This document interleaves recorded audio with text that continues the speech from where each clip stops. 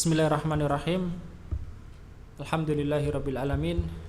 Wa bihi nasta'inu ala umuri dunya waddin. Wassalatu wassalamu ala asrofil anbiya'i wal mursalin nabiyina Muhammadin wa ala alihi wa ashabihi wa man tabi'ahum bi ihsanin ila yaumiddin. Nah, kita jawab 1-2 pertanyaan yang masuk. Yang pertama, Afan Ustadz izin bertanya. Di tempat saya untuk zakat fitri dikumpulkan dulu di masjid, baru dibagikan. Jadi di tempat saya yang penanya ini, zakat fitri dikumpulkan dulu di masjid, baru dibagikan. Di sini saya ingin bertanya, ya. Pertanyaannya ada 3. Jadi kondisinya 1, yakni zakat fitri dikumpulkan di masjid.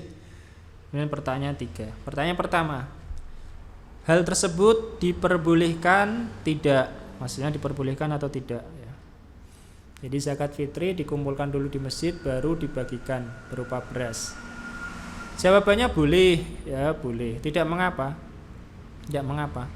Nah, tidak mengapa zakat fitri dikumpulkan dulu di masjid, ya, atau di musola, nanti lalu dibagikan, ya. Yang penting amanah saja.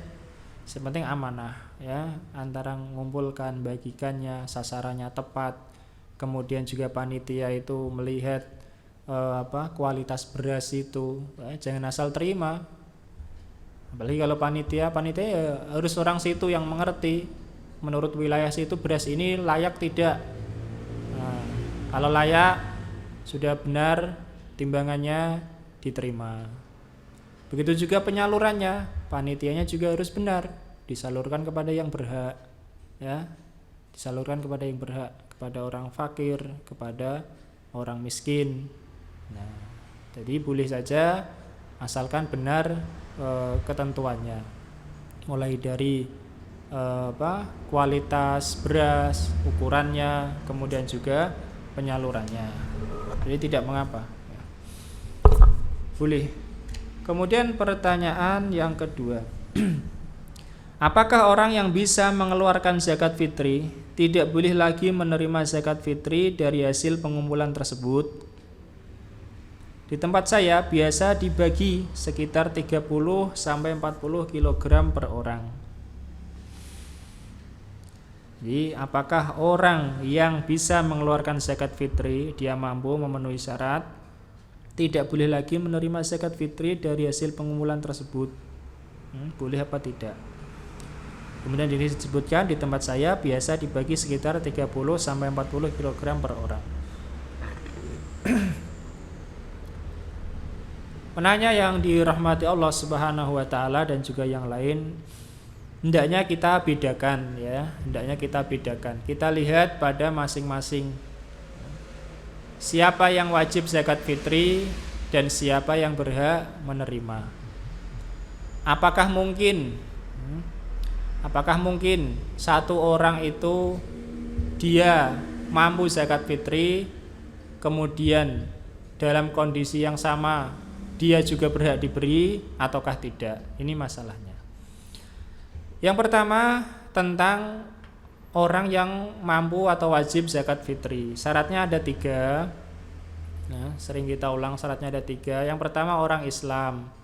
Kedua, dia hidup sebelum dan sesudah matahari tenggelam akhir Ramadan. Mungkin lahirnya sesaat sebelum matahari tenggelam, dia wajib zakat fitri juga. Atau orang meninggal setelah maghrib, wajib zakat fitri juga.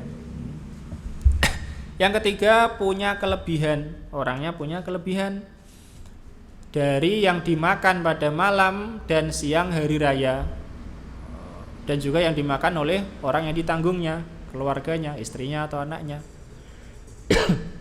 atau orang tuanya kalau dia menanggung orang tua. Maka orang yang memenuhi 3 syarat ini, Islam, hidup di akhir Ramadan ketika matahari tenggelam, ya, kemudian punya kelebihan untuk makan, kelebihan dari makan, maka dia wajib zakat. Nah, balikannya, yang diberi siapa? Yang diberi orang fakir dan orang miskin. Nah, orang fakir dan orang miskin. Nah, siapakah orang miskin itu? Orang miskin itu, ya, orang yang dia itu kebutuhan pokoknya belum terpenuhi secara layak. Kebutuhan pokok berupa apa? Berupa makanan, ya, berupa pakaian, berupa tempat tinggal, ya, berupa tempat tinggal secara layak. Kalau sudah terpenuhi secara layak, terpenuhi loh ya, bukan di bawah standar. Kalau di bawah standar, nah ya masih miskin, terpenuhi. Nah, kalau sudah terpenuhi maka tidak lagi miskin. Terpenuhi mungkin karena dia punya harta yang banyak, terpenuhi kalau karena mungkin dia usahanya mencukupi pekerjaannya, itu terpenuhi namanya, ya. Tapi kalau kerjanya hanya cukup untuk makan saja, ya belum terpenuhi. Kalau dia tidak mampu beli pakaian, dia nggak punya rumah misalnya. Nah, mungkin saja kita katakan, mungkin saja orang yang miskin pun dia menyisihkan hartanya untuk apa? Untuk zakat. Mungkin, bisa saja. Oh, dia sudah punya yang dimakan sehari semalam. Wis, pakaiannya sudah begitulah, tidak usah diurus dia untuk bayar zakat, ya, karena yang disyaratkan zakat itu bukan kebutuhan pokok semua, tapi makan saja, makan untuk sehari semalam lebih, nanti bayar zakat. Rumahnya mungkin masih ngontrak atau masih ikut orang, wes dia bayar zakat.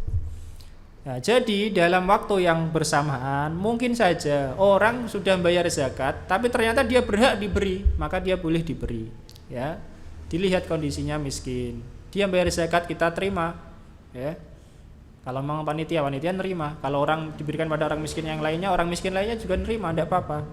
Nah, sehingga dia miskin, dia udah bayar zakat, tapi dia diberi, tidak apa-apa, tidak mengapa, ya, tidak mengapa. Siapa miskin itu, ya, yang tidak mempunyai dia tidak bisa memenuhi kebutuhan pokoknya secara layak. Kebutuhan pokok berupa makanan, pakaian, tempat tinggal, ya, mungkin rumahnya masih bocor-bocor, ya, pakaiannya masih lusuh-lusuh, makannya masih di bawah standar orang, mungkin cuma sehari sekali atau 2 kali, padahal umumnya orang lebih dari itu misalnya, maka di bawah standar ini katanya miskin. Kalau dia bayar zakat, ya silakan, berarti dia pas waktu itu punya kelebihan, maka dia diberi, tidak mengapa kalau dia miskin, ya, dia miskin. Jadi boleh orang miskin bayar zakat, dan dia mampu, dan dia diberi juga, ya, diberi juga. Ya, tidak mengapa, ya, intinya tidak mengapa, boleh, selama dia memang miskin. Kemudian pertanyaan ketiga, sejak ada pandemi di tempat saya, banyak masyarakat yang sudah tidak punya penghasilan, tabungan pun juga sudah habis.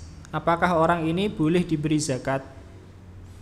Alhamdulillah, ini sebagiannya sudah dijawab pada yang tadi, yakni apakah dia menurunnya karena pandemi ini sampai di bawah standar atau tidak, ya. Kalau sampai di bawah standar keumuman orang, ya, maka dia diberi boleh, ya, diberi boleh.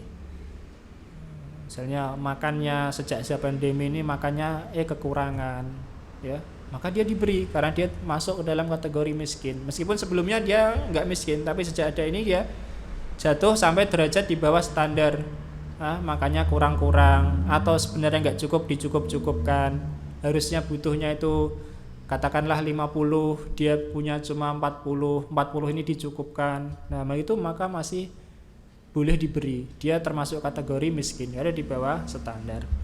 Nah, jadi intinya seperti itu. Kalau turunnya itu sampai di bawah derajat standar, maka boleh diberi, ya, secara wajar. Itu dia memenuhi kebutuhannya di bawah standar orang, maka boleh diberi. Harusnya misalnya 1 hari mungkin, ya, butuhnya 50, ya, kemudian ini 30 dicukup-cukupkan, berarti ini dia miskin, boleh diberi. Sebenarnya masih ada beberapa lagi yang ingin saya tanyakan, tapi saya khawatir kalau saya tidak memperhatikan tentang ada pertanyaan. Ya, alhamdulillah sudah ditanyakan itu, ya kita jawab itu, ya. Kalau tanyakan yang lain kita jawab juga insya Allah kalau tahu. Nah,